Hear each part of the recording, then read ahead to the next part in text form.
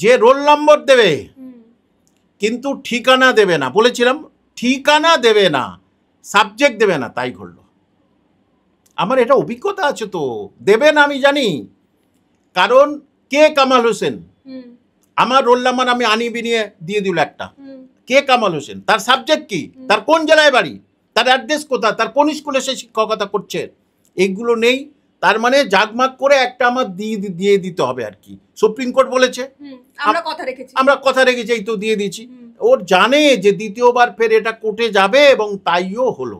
এইবারে আমার প্রশ্ন, ওরা যে বলেছে হ্যাঁ যেগুলো পাশ করেনি তাদের দেবো, দেখি কি করে দেয়। এবং স্যার আরো একটা বিষয়, সেটা হচ্ছে যে দেখা যাচ্ছে যে যাদের নাম এসে একাধিক কিন্তু তৃণমূলের সঙ্গে জড়িত, তৃণমূলের ছোট নেতা, বড় নেতা, মন্ত্রী। আমি বলছি যে পুরোটাই তাহলে তৃণমূল রিলেটেড। যারা এতদিন বলতো যে বামেদের আমলের নাকি বামেদের বাড়িতে বাড়িতে চাকরি, বামেদের মেয়েরা শিক্ষিকা হয়েছে, বামেদের বাড়ির বউরা শিক্ষিকা হয়েছে, চিরকুটে রেকমেন্ডেশনে চাকরি হয়েছে, এই অভিযোগ তৃণমূল বহুবার করেছে। তো আমি বলছি আজকের পশ্চিমবঙ্গে কি অবস্থা? দেখুন, প্রথম কথা যে আমি তর্কের খাতিরে ধরলাম সিপিএমরা চিরকুটে চাকরি দিয়েছে, তাহলে লোক তো তাদের বাদ দিয়ে আপনাকে এনেছে, তা আপনি কি করছেন? আপনি কি করছেন? তারা নয় সামান্য একটা জল চুরি করে, যে আপনি পুরো পুকুরটাই চুরি করে নিয়েছেন। আর এখানে একটা অদ্ভুত জিনিস, যে স্কুল সার্ভিস কমিশন কোনো সময়ের জন্যে কোথাও বলেনি যে আমরা দুর্নীতি করিনি, সেইটাই প্রমাণ করে দিল যে সত্যি সত্যি আমরা কিন্তু কোনো দুর্নীতি করিনি। এইবারে দেখুন, এই যে আপনি বললেন তৃণমূলের অনেকের লিডারদের নাম গেছে, একমাত্র পৃথিবীতে এই একটাই পার্টি যে বলে আমি সৎ বাকি সব অসৎ, বুঝতে পারছেন? এই একটাই পার্টি পৃথিবীর, এক আজব এই দলের সদস্য অনেকে, আমি সৎ বাদবাকি সব অসৎ, আমি ঘুষ খাই না বাদবাকি সব ঘুষ খায়। সেখানে দেখুন যতগুলো লিডার তারা নির্লজ্জভাবে আপনাদের সামনে বলছে, কি বলছে, আমি কোর্টে যাব, আমি কোর্টে যাব, কারণ আমি যে অযোগ্য তার প্রমাণ কোথায়? প্রমাণ কোথায় দর্শকদের আমি জানিয়ে দিচ্ছি, যে মুখে ঝামা ঘষে দিতে পারবে। পরীক্ষা দিলে পরীক্ষার পরে একটা কার্বন কপি আসে, আমি কতগুলো গোল করেছি, বুঝতে পারলাম, কার্বন কপি আসে। তাহলে সেই কার্বন কপিগুলো কোর্টে গিয়ে দেখান, দেখাতে পারবে না, দেখাতেই পারবে না। তাহলে এখন প্রত্যেকেই তো বলছে যে ওটা কোর্টে যাব, কোর্টে এই করব, এই কোর্টে যাবে, কোর্টে এই হবে। সুপ্রিম কোর্টে গেল, মাননীয় মুখ্যমন্ত্রী এবারে কি বলবে, দেখো আমি একদম পুরো পরীক্ষা সব ঠিক করলাম, সব কিছু করলাম, দেখো আবার ফের সিপিএম বা কিছু জন গিয়ে আবার এটাকে নষ্ট করে দিল।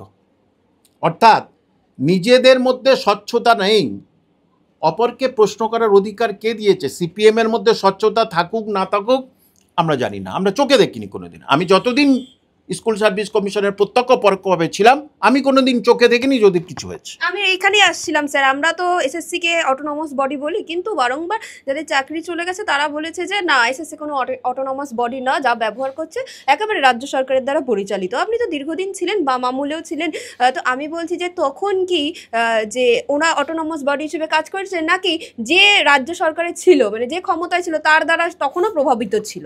দেখুন, যারা পরীক্ষা এখন দিয়ে তারা চাকরি করছে তাদেরকে জিজ্ঞেস করে দেবেন, সারা ভারত, সারা পশ্চিমবঙ্গে তাদের জিজ্ঞেস করুন, প্রতি বছর সবচেয়ে কম ছিল 12,000, প্রতি বছর সবচেয়ে কম ছিল 12,000, লাস্টে 2008-এ যেটা ছিল সর্বাধিক বেশি 28,000 প্রতি বছর। এইবারে যে সেই সময় যে তারা যে একটা কথা, যে তারা যে বারবারই বলছে যে ওই সময় ওরা দুর্নীতির মধ্যে ছিল, ওই সময় ওইগুলো ছিল, আমার যতদিন ছিলাম আমার কোনোদিন কোনো চোখে পড়েনি, কোনো চোখে পড়েনি। এবারে এরা এদের এই যুক্তিটা এদেরকে দেখাতে হবে। যেমন মুখ্যমন্ত্রী বারবারই বলেছিল সব চিরকুটে চাকরি পাবা, দেখান, বার করুন, লিস্ট বার করুন, লিস্ট বার করে দিন। বামফ্রন্ট তো পুড়িয়ে দিয়ে যায়নি, বরঞ্চ আপনি ওএমআর শিট সবানু নষ্ট করে দিয়েছেন। তাহলে সেটা পূর্ণাঙ্গ অটোনমাস ছিল, কারণ পরীক্ষার আগে সপ্তাহে সপ্তাহে স্কুল সার্ভিস কমিশনের চেয়ারম্যান তিনি কিন্তু সাংবাদিক সম্মেলন করতেন, আর কেউ করতেন না, তিনি সাংবাদিক সম্মেলন করতেন। যে পরীক্ষা এই দিন হবে, এই জেলায় বন্যার জন্যে এই পরীক্ষাটা একটু পিছিয়ে যাচ্ছে, ফর্ম ফিল আপের লাস্ট ডেট এটাই, এই ব্যাপার একবারে মানে পরীক্ষার আগে করবে, পরীক্ষা যেদিন হবে তার আগের দিন করবে, ফর্ম ফিল আপ যেদিন হবে সেদিনও বলবে, কোনো ছেলেমেয়ের কোনো টেনশন রাখতো না এখানে। তাহলে অটোনোমাস বডি যদি হয় তাহলে মুখ্যমন্ত্রী আপনি তাদের কাছ থেকে কেড়ে নিয়ে নিজেই সাংবাদিক সম্মেলন করলেন কেন? কে আপনাকে বলেছিল ABCD প্ল্যান রেডি আছে? সেটা চেয়ারম্যান বলবে। আর তাহলে অটোনোমাস বডিটা আপনি নিজেই তো খণ্ডন করে দিয়েছেন যে ওটা অটোনোমাস নয়, সেটা নিজেই বলে দিয়েছেন। আমার একটি প্রশ্ন করজোড়ে মাননীয় মুখ্যমন্ত্রীর কাছে, আপনার ABCD প্ল্যান নিয়ে এবার একটু বলুন। অর্থাৎ আপনি যে অসত্য কথা বলেন সেটা তো প্রমাণিত হয়ে গেল যে আপনি অসত্য কথা বলেন, যে আগে অযোগ্যদের দেখব তারপর যোগ্যদের দেখব বলেছিল, কি হলো? আপনি দয়া করে একটু মুখটা দেখান না, এবার কি উত্তর দেন শুধু মানুষ জানুক, যে আপনি যেটা বলেছিলেন সেই নিয়ে উত্তর দিন না। ওনার সবচেয়ে ওই যে বললাম না, এখন ক্রেতা আর বিক্রেতা এই দুজনের মধ্যে দলাদলি, কয়েকটা জায়গায় ভিডিও আমার কাছে আসলো, মারতে শুরু করে দিয়েছে যে টাকা ফেরত দিতে হবে। কোন টাকা? আমার যে টাকাটা গেছে সেই টাকাটা প্লাস 12% ইন্টারেস্টে আমাকে দিয়ে দিন, আমাকে ফেরত দিতে হবে। আর যে টাকাটা দিয়েছি 10-12 লক্ষ না কত সেটা দিয়ে দিন। তাহলে এইটা যখন হবে, এটা যখন শুরু হবে, এবং সেইটা আমি বলবো যারা ক্রেতা তারা বিক্রেতার বাড়ি যান, বিক্রেতার বাড়িতে গিয়ে ধরে জামার কলার ধরুন, দরকার হয় কানমোলা দিন, কারণ মুখ্যমন্ত্রী বলেছে কানমোলা দিলে কিছু হয় না, কেস হয় না। হ্যাঁ, তাহলে একটু কানমোলা দিন। কানমোলা কারণ আমাকে বলতে পারবে না যে আপনি হচ্ছে গুজব রটাচ্ছেন, আপনি তো বলেছেন কানমোলা দিলে কিছু হয় না। তাহলে কানমোলা দিন, দড়ি দিয়ে একটু বেঁধে দিন, দড়ি দিয়ে একটু ভালো করে বেঁধে বল তোর উপরে কে আছে বল, তার উপরে কে আছে বল। তাহলে আমরা মাথাটা চাই, কার কাছে সমস্ত টাকা গেছে সেই মাথাটা চাই। সে তৃণমূলের লোক না CPM-এর লোক আমরা সাধারণ পাবলিক বুঝবো না, সেই মাথাটা বার করে দিতে হবে। টাকাটা কার কাছে গেছে এবং টাকা নিয়ে হয়েছে চাকরি হয়েছে, সেটা মাননীয় অভিষেক বন্দ্যোপাধ্যায় একটা ভিডিওতে বলেছে যে কিছু জন হয় টাকা দিয়ে চাকরিটা হয়েছে, তাহলে সবার চাকরি চলে গেল কেন? আপনারা আলাদা করতে পারছেন না, এখনো আলাদা করতে পারছেন না, সেগ্রিগেশন করতে পারছেন না এখনো। আর যাদের সেগ্রিগেশন এখন, এটা কি জানেন তো, এই তৃণমূল ভার্সেস তৃণমূল এখন দ্বন্দ্ব হচ্ছে। যাদের চাকরি চলে গেছে তৃণমূলের লিডাররা, তারা কিন্তু এখন বলছে আমরা কোর্টে যাব।